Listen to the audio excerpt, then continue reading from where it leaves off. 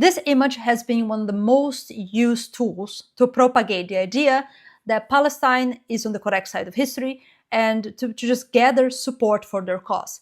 It was by seeing this photograph and no other information that when I first saw this, and as most normal people would, when you see a photograph like this, you tend to side with the victim, right? You think this is clearly unfair.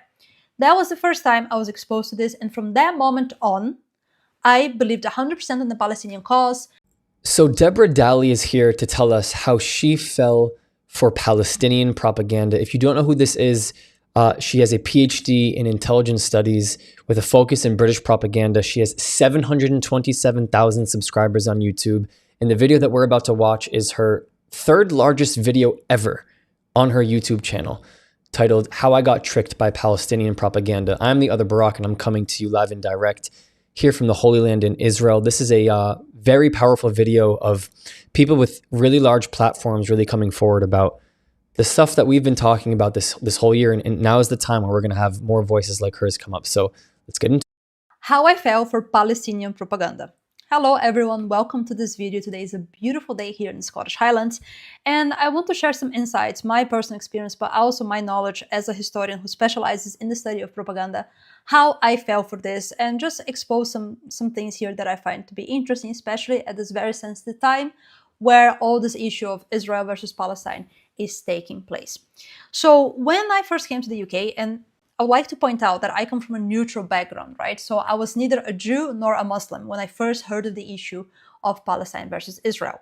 And that happened when I first arrived in the UK back in 2013, where I was exposed to this image. This image has been one of the most used tools to propagate the idea that Palestine is on the correct side of history and to just gather support for their cause. It was by seeing this photograph and no other information that when I first saw this, and as most normal people would, when you see a photograph like this, you tend to side with the victim, right? You think this is clearly unfair. That was the first time I was exposed to this, and from that moment on, I believed 100% in the Palestinian cause, and I believed that Israel were the oppressors, more specifically the Zionist Jews. Okay, that's what I believed. But years have passed, and I have studied a bit deeper into some of these topics, even visiting Israel in 2022. Actually, I went to Israel to get baptized on the Jordan River, at that time being a Christian.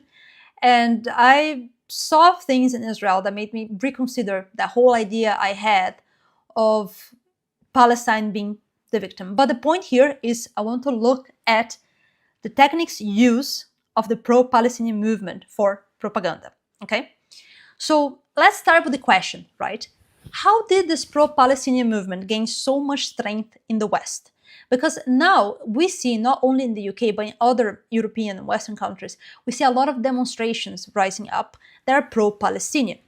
And it all kind of really began with this organization called Palestine Solidarity Campaign. So this was founded in London in 1982. And this organization, if you go on their website, you will see that they're the ones calling for protests, and they're giving dates and announcements and all this kind of stuff. So that's how they organize themselves. They really they really say on the website themselves that they are the ones behind all the media campaigns and things and so on and so forth in the pro-Palestinian cause. Okay, so like let's remember that. Okay, so since then, we've had all these movements, and what I find interesting is when I go on their website, and as a matter of fact, they claim to not be linked to any political affiliation in the UK, but that's not really true because some of the names that are linked to them happen to be Labour politicians, right? Okay, so when you go on their website and you go onto the resources and you get this fact sheet, that's where I find that things are a little bit problematic, right? So first, the information we're giving here is very basic. We have that map, the same map that I just mentioned here. And then we have a timeline. How did we get here? I find it a little bit ironic that this pamphlet uses the word history all the time, but their timeline begins in 1897. History is far older than this, especially the history of this land, Israel, Palestine. If we look at the history, not what this pamphlet is saying, but if we look at the actual history of things, we know that piece of land of Israel always belonged to the Jews, right?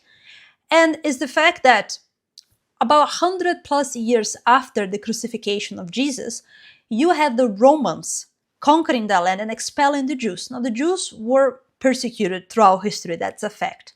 I'm not going to get into why this happened, but this is a known fact. And even when we look at the end of the 1800s, which is when this pamphlet is claiming that the Zionists decided to create a state for Israel as if that was some kind of crime, we must remember it was right around this time that the Russian Tsar was expelling Jews as well from Russia.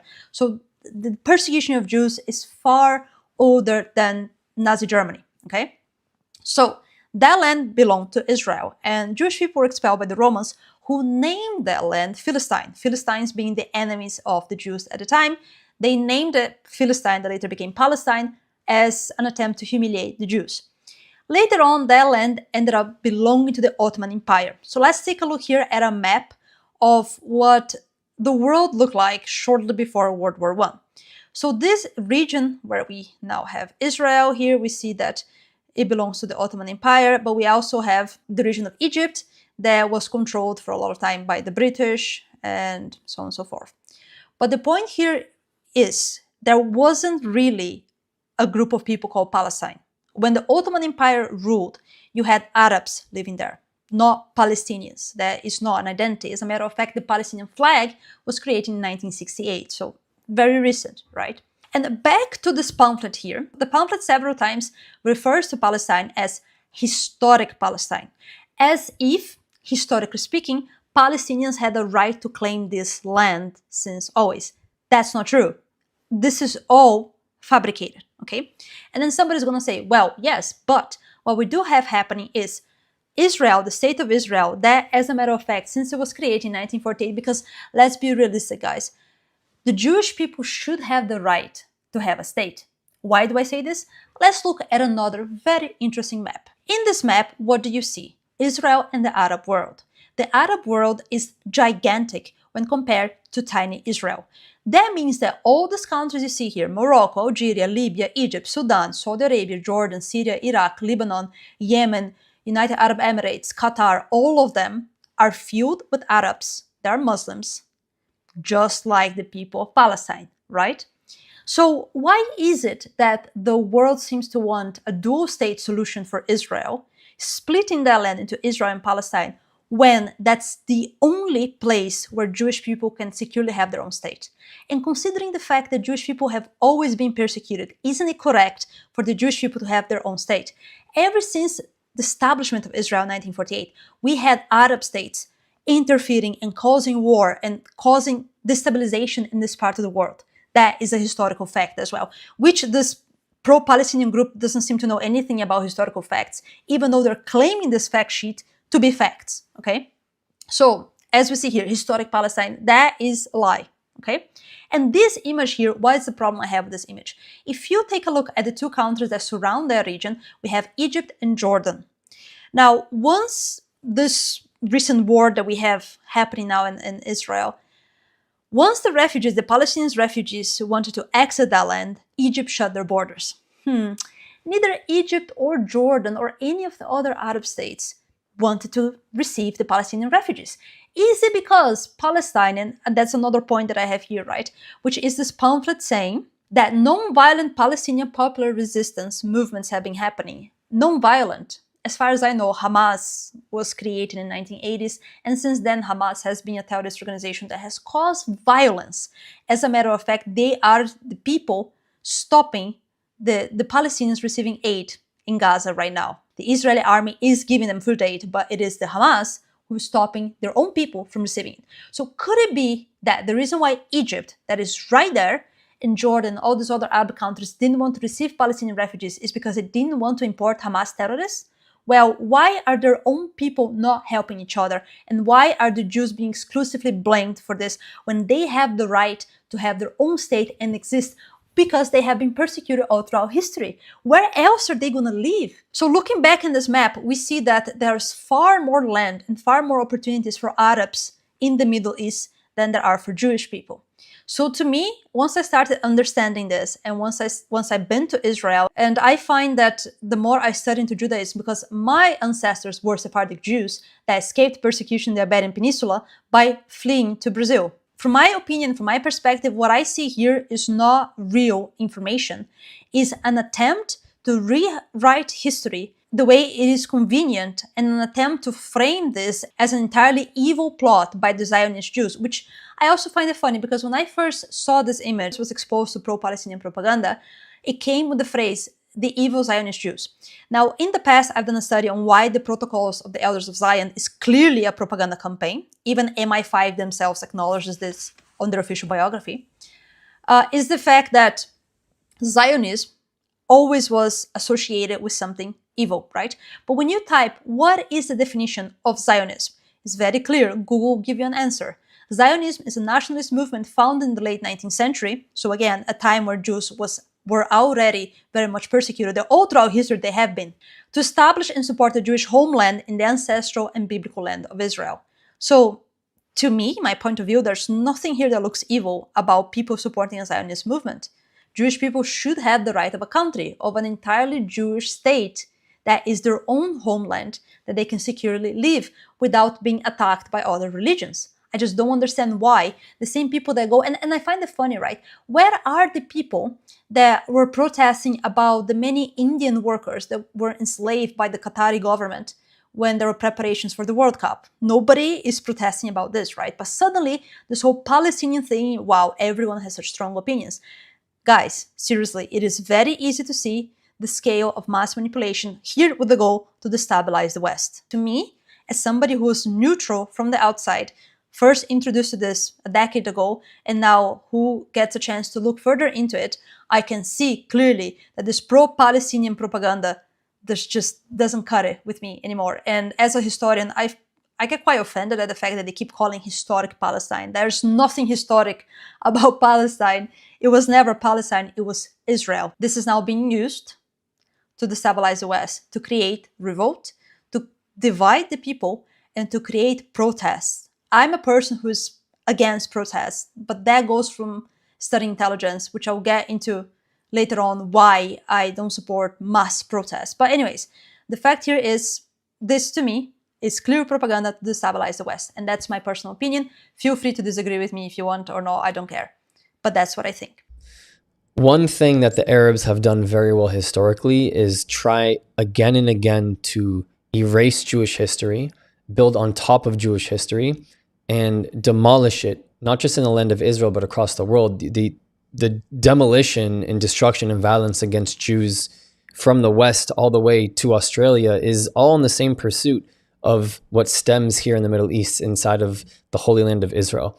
Building Al-Aqsa Mosque and the compound sitting on top of the Second Temple, of the remains of the Second Temple, at least should I say, is just evidence of how Arabs have continued over and over to get more people to think that Israel, the state of Israel, Zionism, and Jewish history should be erased, but B, that their pursuit is not complete until that's done.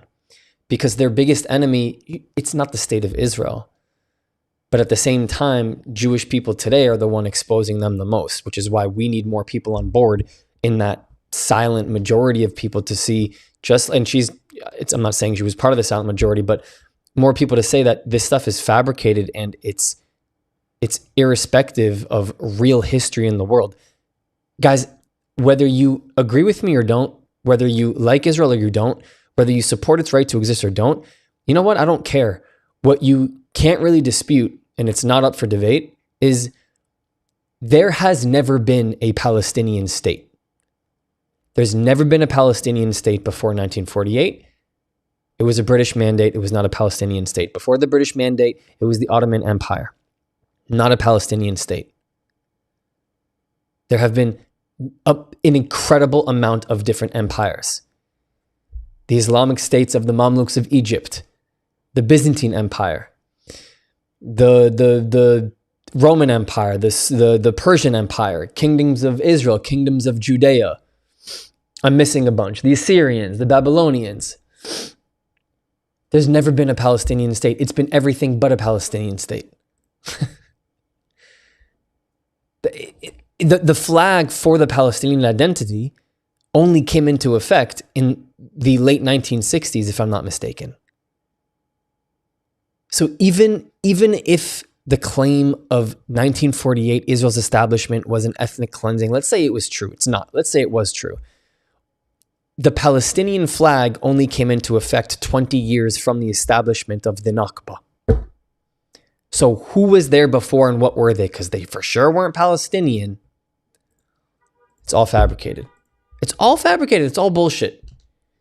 And more people are going to be waking up. If you enjoyed this video, please share, please comment. Links in the description below to help this channel grow. Here's a note from me. Here are 4 ways you can help us grow if you believe in our mission. On Buy Me a Coffee and PayPal, you can directly contribute to helping this message grow and reach more people across the world. If you want to join the inner circle, join our Patreon with different tiers, and of course, our Discord community, which is free with people from all across the world. The links to every single one are in the description. And last but not least, to the other Brock community, I love you. Ani ohev otchem.